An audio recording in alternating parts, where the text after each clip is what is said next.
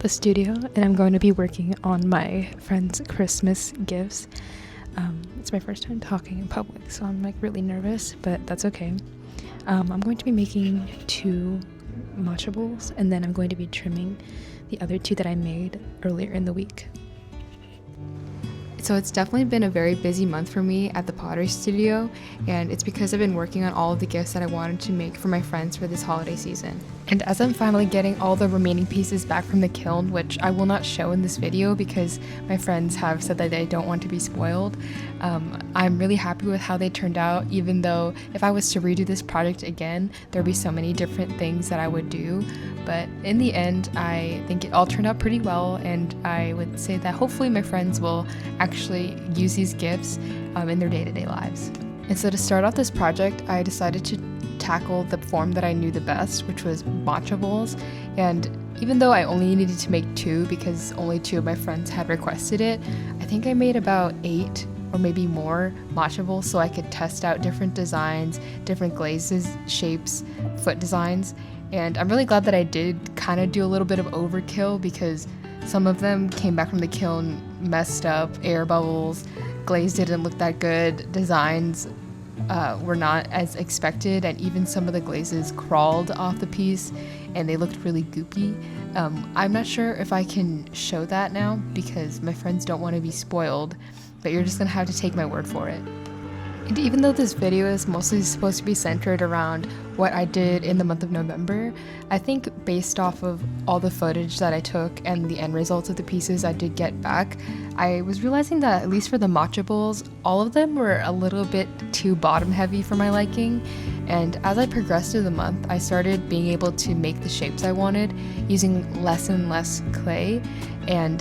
the matcha bowls that I did make after I kind of decided that I was going to call it quits and just use these new pieces for personal use or maybe to even give them away or sell them later on, that they were a lot nicer and lighter. And I know that some people do like matcha bowls to have quite a bit of weight, but when I was holding it in my hands, it felt really, really bottom heavy, and the white wasn't really distributed that well throughout the whole form. So that's definitely something that I will work on going forward. And I think for cylinders, I still really struggled to make it so my finger wasn't kind of digging into the very bottom, which was kind of hard for me to fix as I was throwing because I couldn't reach my hand inside the form without knocking it to the side or messing it up a little bit. So that's another thing that I want to keep in mind going forward. And also the clay body that I'm using, I think I might switch from it to maybe try porcelain. I don't know if it's maybe just kind of a skill issue, but I find that some of the final edges for my matcha bowls and my mugs and all that stuff, they have a really rough texture on the rims, and I am very inclined to believe that's just my own skill, but I think that porcelain might give me a little bit of a smoother finish because it doesn't have as much grog as I think the clay body I'm currently using has. And going into December, I unfortunately won't be able to go to the studio for the next couple weeks because by the time this video is coming out, I will be on vacation in Japan. And so as I think about what am I going to do now that this project is finished, I think I will be able to dive into doing more detailed and intricate designs because I won't be on any type of real timeline or time crunch. And I think I will also be returning back to basics and relearning how to do cylinders and bowls and just all the basic forms once again, because as much as I feel like I have improved, I think there's always so much to learn from revisiting the fundamentals. And for this particular cylinder that I threw, I was really proud of the height I was able to get, but I actually went into the studio very recently, and as I have been working mostly on bowl shapes, I think I've kind of lost my mojo with cylinders, so I kind of want to regain that and be able to throw much more consistent cylinders, because 2 of the mugs that I made for my friends, some of the tests that I did, or the test pieces that I created, didn't really turn out very well, and they also had that kind of rough lip that I really didn't want, and I thought that would kind of give a really strange mouthfeel, because maybe for some it would not matter. But when I think about giving this gift to a friend and them drinking coffee or tea out of it, I feel really bad that the edge is a little rough, and I would feel so bad if that was kind of something that hurt somebody, or maybe it made the drinking experience a little bit unpleasant. So I will definitely be revisiting the basics when I come back from my vacation, and I look forward to all the stuff that I'm going to make in the coming last month of the year and then going into 2026. And these are all the pieces that I had made by the time I had gotten through maybe about half of the month of November. And these are all the forms for matcha bowls that some of them were trimmed and some of them were thrown on this particular day. And I really like how they came out, but unfortunately, pretty much all of these that are being shown came out really bottom heavy, except for this cylinder, which did successfully get turned into a mug. And I was really happy with the way the glaze turned out. And I'm so sorry I keep talking about it, but I will definitely show it in my next video. And during the planning phase of this project, I did a bunch of sketches for what I thought I wanted these bowls to end up looking like. And I don't really think that my vision for what I had imagined kind of came to light on the pieces, because this was actually my first time trying to do more detailed designs on any piece with underglaze. And I think that I was also kind of succumbing to the mental pressure I was putting on myself to kind of get these done in a certain time. And it's also because, you know, I do work a full-time job and I don't have all the time I wish I had to work on these things. And until this particular day, I hadn't really thought to take some of these pieces home to work on them. I was kind of thinking, oh, I really need to go to the studio so I can work on my pieces. But one of the ladies at the studio was saying that, like, why don't you just take these home and work on them? And so if I ever have a project again that I feel like I need more time on, I will gladly take these home and paint them there. But nonetheless, I really did enjoy trying this out for the first time, using the masking tape to draw really clean lines on the piece. But I think they were a little bit too wide, and it just did not give the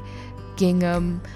plaid pattern that I wanted. It was very geometric, which I wasn't going for, and I feel like if I was going to do that, I might have wanted to make squares instead of large rectangles.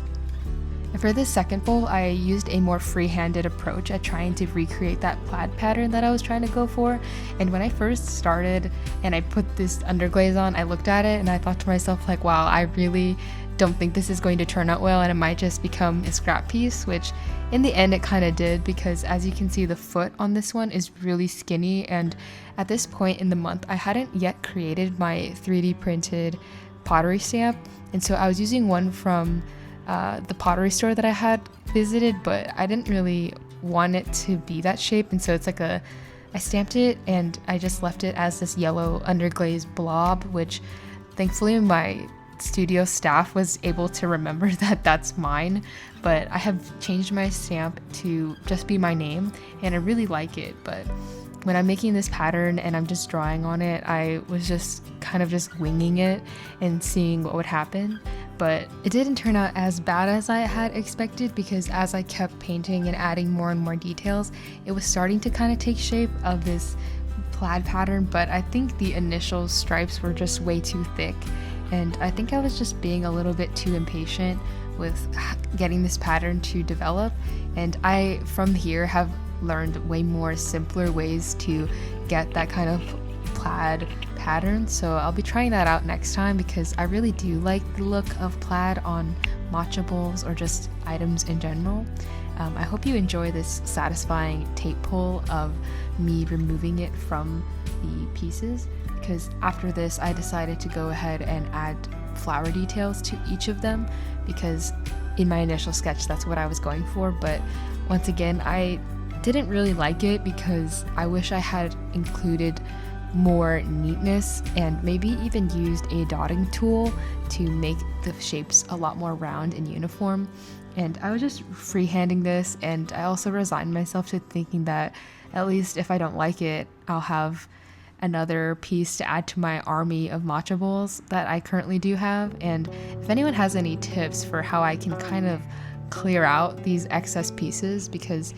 I'm a beginner and I don't really feel comfortable selling them, because I feel a little bad that these are very functionless, and also their form is not really the best. So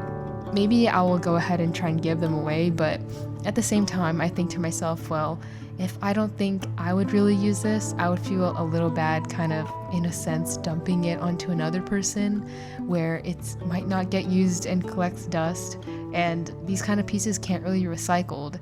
So if there's any other methods for getting these pieces out of my house and maybe into someone else's hands, please go ahead and let me know. And as I was wrapping up these pieces, I was just reapplying underglaze so it could have a more intense opacity, because I didn't want the coverage for these colors to be too sheer. And I don't know, I learned a lot from making these pieces, and I really wish I could just redo everything, because I wish to give my friends things that, at least in my eyes, are of the quality that I feel like I can now deliver. But then at the same time, I think to myself, well, we're gonna be friends forever, so I'll be able to give them more stuff in the future anyways. But this one, I was really happy with how it turned out, and it was very unfortunate that it did not survive the kiln, because it came back and I just applied the overglaze too thick, and it really messed up the design. But I do use this bowl pretty much every day actually, because it has my favorite weight and size, so at least this one came out really cute and functional for myself. But yeah, I'm really happy with this one, and I thought it was so cute. And something that I really enjoy about making these YouTube videos is that I get to catalog all of my improvement, and in the month of November, I think I made some of the most improvement so far, but I feel like maybe I'll be kind of saying that for every video that I make, because going over a month's long documentation of work, I feel like will inevitably show that, especially since I feel like I go into the studio pretty consistently within every single week. But in this section of the video, I was working on making the planters for my friend, and I was working with, I think, about maybe over 2 pounds of clay. I actually don't remember, and I probably should have written it down, but I felt like I had a lot more control over it compared to earlier on in the video, where even with the smaller amounts of clay, like for the matcha bowls, the things were turning out really bottom heavy. But for these pieces, they definitely felt a lot more balanced, and even in the trimming process, they did still remain to be balanced forms. So I was really happy with that. And for the shape, I was going for as tall as I possibly could, but also keeping the shape very round is what I wanted to do for this planter, because I was thinking about my friend's aesthetic and what I would imagine that they typically like, and they had asked for shapes that were not super typical, which I was supposed to kind of do through texture, but in the end I did not end up doing that because I didn't want to risk messing up the pieces, because I had made so few compared to the overkill that I had done for the matcha bowls. I think for planters, I was only supposed to make 1, but I did make, I think, 3, and I was really afraid to mess that up, and I didn't want to play around too much and do something kind of risky where I would look at it at the end and think, oh man, I kind of wish I didn't do that. So I did stay pretty safe, and I just made it tall and round. And then when it came to the trimming process, I didn't carve the textures that I had initially planned for, because I just wasn't feeling confident enough with my skill set to be able to achieve that in the way that I had wanted. And for making this planter, I was actually able to really think through what I wanted to do at every step of the way, which was a huge improvement also from I think my first video, where I felt like in many situations while I'm throwing, I would be in more of an autopilot mode where I'm kind of guessing at what step to do next. But thankfully, I was able to be pretty deliberate in what I was doing. And so for here, I remember thinking to myself that I wanted to make sure the walls were uniform and thin, as well as introducing a little bit more of the shape after I had achieved the height I was looking for. And this is where I start to introduce that more bowlish, more round shape. And in a way, I probably should have done some more research on how to make planters that are effective for actually holding a plant, because I guess going into it, I just thought, well, hopefully if I just make a vessel that is I guess, big enough to hold the dirt and the plant, that it should be okay, especially if at the end I do add drainage holes, which that is one thing that I learned about making planters and working with some of these pieces, was that as I was trying to have my stamp put onto it, I pushed it into the piece without having support on the inside, and that would kind of dent it inward, where it would kind of make a little mountain inside, and there was no way to kind of push it back out, because then I would risk cracking the clay. And so I did end up 3D printing this little stand that I now set my pieces on every time I'm trying to apply my stamp. And I know that some people just use a bottle of glaze or even a glass, but I like to use my 3D printer to make any niche tool. So I'll put that in the description for the file that I used. I do love having a 3D printer, which makes things super convenient to give myself these little solutions, but nonetheless, if you are trying to add your pottery stamp to something and you don't have support in the middle, don't do that. You will ruin your pieces, because there's also a cup that I made that I completely punched an entire hole through and lost it, because I, for some reason, thought that maybe it wasn't the fact that there was no support and that I could still make it work anyways. But you do need support every time you use a pottery stamp, otherwise you risk losing the piece. And for this second planter, I decided to go with a little bit more of a smaller shape and design, as well as, instead of keeping it on the more circular side, I thought that I would model it after some of the planters that I've seen around in my office. I noticed that they have a very cylindrical shape, but at the foot it's pretty rounded, which comes through in the trimming process. And so for this one, I used a little bit less clay, and I just tried to replicate that shape, and also once again kind of practice using cylinders, because the cylinders is what was going to give my pieces height. So here I'm collaring up the clay to try and give it a little bit more height, and I do need to learn how to do collaring better, because as you can see, I started accidentally twisting the clay, and I needed to fix that, and it kind of made me panic, because I have seen these kind of short videos on Instagram where they teach you how to fix this, and I do watch those because this is a common issue for me every time I collar. And if you have the reason why this happens, please let me know. But whenever I try to attempt at collaring, I do end up twisting the piece, and my hypothesis is that I'm probably holding onto it way too tight and it's just causing it to twist. But I did try to fix it using a rib, and I sliced off a lot of the top, because at the twist it was getting really thin, and I just didn't feel like it was worth keeping, and it probably wouldn't have supported the walls anyways. So after slicing off a little bit more and refining the lip, I just decided to keep going with the clay that I had at the bottom and just accept that this one was going to be a little bit shorter.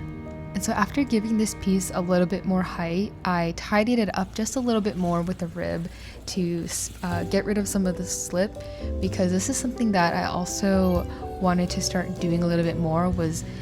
at the top section of a piece, I would want to remove some more slip, because at this point in the month I hadn't yet purchased my Giffen Grip Mini, which I would love to talk about in another video, because I really love it. But I would often finish drying a piece and getting it back from the bisque and noticing that the top side or top section was very rough, because I hadn't properly smoothed it out and finished it as it was drying. So I cleaned up my bat and I added some more finishing touches, and then I sent this one off to go dry outside. And so for this final planter, I decided that I was going to create a form that was a little bit in between the first one, which was super tall, or at least for my standards, tall and round, and then the second one that was short and more cylindrical. So for this one, I decided to create a shape that was also kind of more of like a medium height, but also maintaining some of that roundness. And I think this one's probably my favorite, because I think it would be kind of cute to have a plant that was a little bit on the shorter side, that had a planter that was on the more also short and stout-ish side. So I think that would be a really interesting visual balance for a plant. But honestly, as somebody who doesn't own any plants, what do I really know? But I do wish for my next planters that I make in the future that I'll make sure to do adequate amounts of research, because as much as I feel like I pre-planned this entire project, there are so many obstacles and new things that I wish I had known and done more planning for in the beginning. But that's just the awesome nature of embarking on a project that you've never done before, is that as you go, you learn so many things that you'll do better for next time. And so as I come to the end of this video, I'm really sorry that I can't show any of the final results, because like I have mentioned, my friends want to maintain the secrecy of the presents. So even though they do get to see their form, I think keeping the final design a secret, as well as the color of what it looks like, is fun for them, so that they can maintain that little bit of mystery. But in my next video, or at least my potty related video, I'll be showcasing the final results, as well as the small army of Matcha bowls that I have accumulated over the past, I think, 3 months now. But for my next video, I think I'll be putting out a little bit of travel content, because I'll be coming back from a trip to Japan. So I hope that you will look out for that and enjoy it as it comes out. But thank you so much for watching, and I hope you enjoy this video. Please let me know if you have any ceramics related tips or things that I should look out for to do in Japan. But yeah, thank you, and I'll see you next time. Bye bye.